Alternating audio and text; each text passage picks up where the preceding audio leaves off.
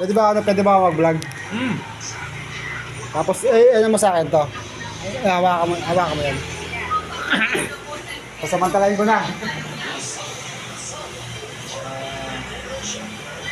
Yo mga ka-barbers.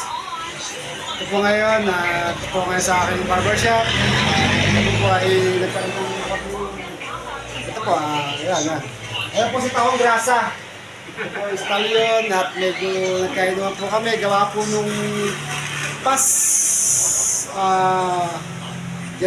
January 31, hindi ako ganong uminom. Ngayon lang talaga, inom to. Ngayon po, nagkaroon po tayo ngayon ng meron po akong kaibigan at isang hindi ko masabing kaibigan po, barkada or customer humingi po sa akin ng isang buhok po. Nakikita niyo po yung buhok guys, nakikita niyo po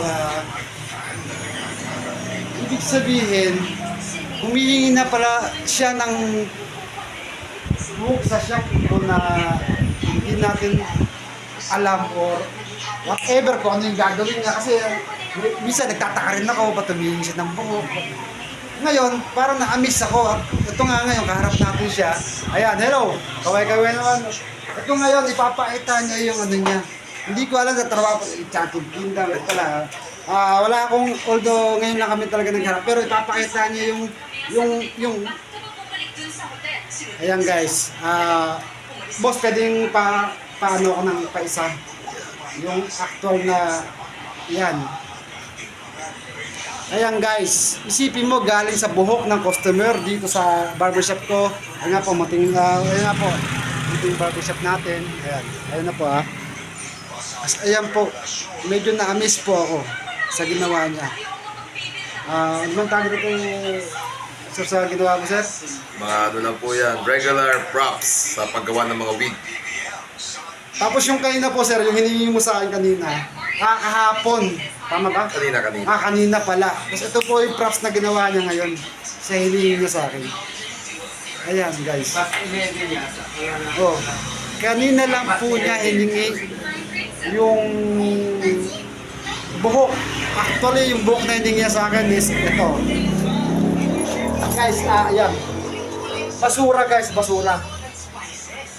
Tapos, ito po ngayon yung ayan po guys, ayan. Diba? Kumbaga sa ang kulang na lang po niya ay tabako, as a kapre na po, diba? Pero ito po siya ngayon din. Ito po siya ngayon, ang pogi. Pogi po. Sir, ayan mo nga, medyo, mo yung natin. Dito sa shop dito sa may Santa Rosa, punta din kayo, magandang magagupit to si sir. Ang taga ko rin hindi na nagpagupit, pero dito ako parati nagpapagupit sa kanya. Kaya kung gusto niyo makita yung mga obra na ginagawa ko, kasama ng mga buhok na naman at puputol niya, punta lang kayo sa Enchanted Kingdom, sa mga horror house namin doon. Ikito niya agad yun. Okay, ayan po sir. Salamat. Actually, hindi ko na rin siya nakilala kanina. Tapos nagpapalit siya ng 1K, tapos yun nga.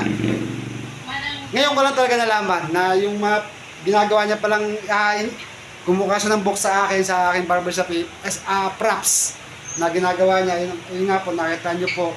Yun nga po, yan. Yan kay sir. Hello. Pa-subscribe na lang po ng aking YouTube channel, The Barbers. The Barbers. Thank you.